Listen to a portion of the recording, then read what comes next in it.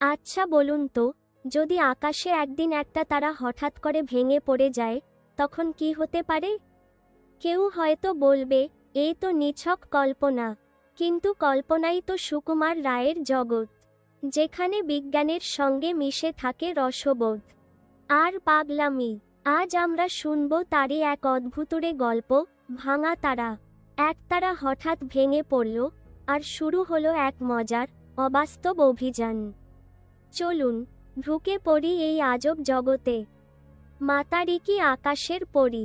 আকাশের পরী যারা, তাদের একটি করে তারা থাকে। মাতারিকি তার তারাটিকে রোজ সকালে শিশির দিয়ে ধুয়ে মেজে এমনি চকচকে সাজিয়ে রাখত যে রাত্রিবেলা সবার আগে তার উপরেই লোকের চোখ পড়ত আর সবাই বলতো, কি সুন্দর। তাই শুনে শুনে আর সব আকাশ পরীদের ভারী হিংসা হতো। তানে হচ্ছেন গাছের দেবতা।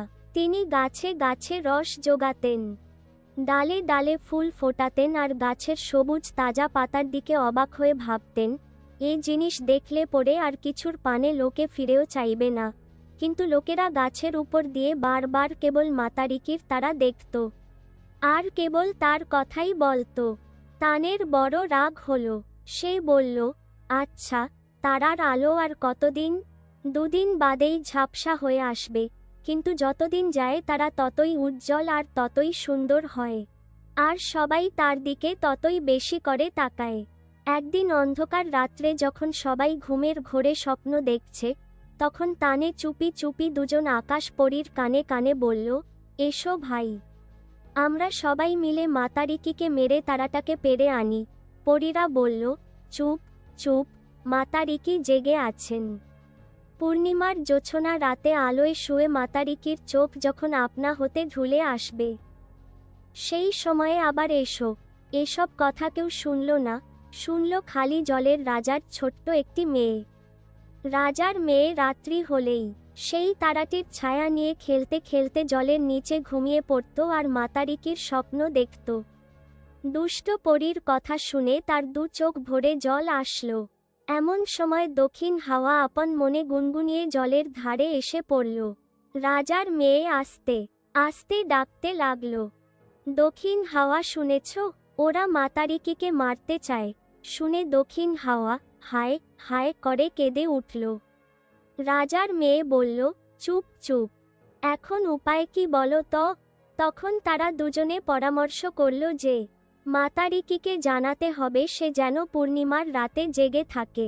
ভোর না হতে দক্ষিণ হাওয়া রাজার মেয়ের ঘুম ভাঙিয়ে বলল, এখন যেতে হবে। সূর্য তখন স্নানটি সেরে সিঁদুর মেখে সোনার সাজে পূবের দিকে দেখা দিচ্ছেন। রাজার মেয়ে তার কাছে আবদার করল, আমি আকাশের দেশে বেড়াতে যাব। সূর্য তার একখানি সোনালি কিরণ ছড়িয়ে দিলেন। সেই কিরণ বেয়ে বেয়ে রাজার মেয়ে উঠতে লাগল। সকাল বেলার কুয়াশা দিয়ে দক্ষিণ হাওয়া তাকে ঘিরে ঘিরে চারদিকেতে ঢেকে রাখল। এমনি করে রাজার মেয়ে মাতারিকির বাড়িতে গিয়ে সব খবর বলে আসলো। মাতারিকি কি করবে? সে বলল, আমি আর কোথায় যাব? পূর্ণিমার রাতে এইখানেই পাহারা দিব, তারপর যা হয় হবে। রাজার মেয়ে ঝাপসা মেঘের আড়াল দিয়ে বৃষ্টি বেয়ে নেমে আসলেন। তারপর পূর্ণিমার রাতে তানে আর সেই দুষ্টু পরীরা ছুটে বেরুল মাতারিকির তারা ধরতে। মাতারিকি দুহাত দিয়ে তারাটিকে আঁকড়ে ধরে প্রাণের ভয়ে ছুটতে লাগল। ছুট ছুট ছুট, আকাশের আলোর নিচে ছায়াপথের ছায়ায় ছায়ায় নিঃশব্দে ছুটাছুটি আর লুকোচুরি। দক্ষিণ হাওয়া স্তব্ধ হয়ে দেখতে লাগল। রাজার মেয়ে রাত্রি জেগে অবাক হয়ে তাকিয়ে রইল। তারায় তারায় আকাশ পরী, কিন্তু মাতারিকি যার কাছেই যায় সেই তাকে দূর দূর করে তাড়িয়ে দেয়। ছুটতে ছুটতে মাতারিকি হাঁপিয়ে পড়ল আর সে ছুটতে পারে না। তখন তার মনে হলো, জলের দেশে রাজার মেয়ে আমায় বড় ভালোবাসে, তার কাছে লুকিয়ে থাকি।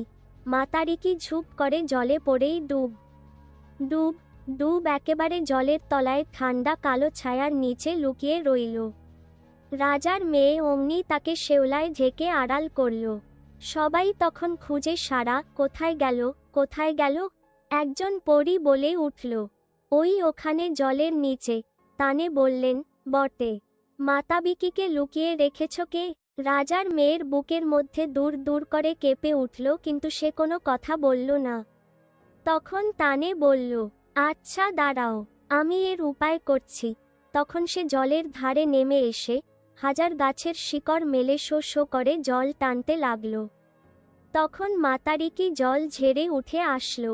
জলের নিচে আরামে শুয়ে তার পরিশ্রম দূর হয়েছে। এখন তাকে ধরবে কে? আকাশময় ছুটে ছুটে কাহিল হয়ে সবাই বলছে, আর হলো না। তানে তখন রেগে বলল, হতেই হবে। এই বলে হঠাৎ সে পথের পাশের একটা মস্ত তারা কুড়িয়ে নিয়ে মাতারিকির হাতের দিকে ছুঁড়ে মারল। ঝন ঝন করে শব্দ হলো। মাতারিকি হায় হায় করে কেঁদে উঠল। তার এতদিনের সাধের তারা 7 টুকরো হয়ে ভেঙে পড়ল। তানে তখন দৌড়ে এসে সেগুলাকে দুহাতে করে ছিটিয়ে দিলেন আর বললেন, এখন থেকে দেখুক সবাই আমার গাছের কত বাহার। দুষ্টু পরীরা হো হো করে হাসতে লাগল।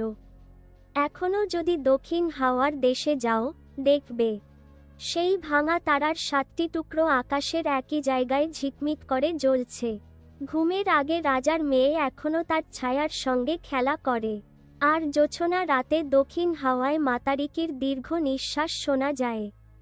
শেষ পর্যন্ত তারা তো ভাঙলই, কিন্তু আরও বড় কথা, যারা তারার বিচার করতে নেমেছিল তারা নিজেরাই কতটা ভাঙা ছিল সেটা বুঝলেন তো। সুকুমার রায়ের গল্প বলেই এসব প্রশ্ন হেসে হেসে ভাবতে শেখায়। তাহলে আজকের তারাময় ভ্রমণ এখানেই শেষ। দেখা হবে পরের মজার গল্পে।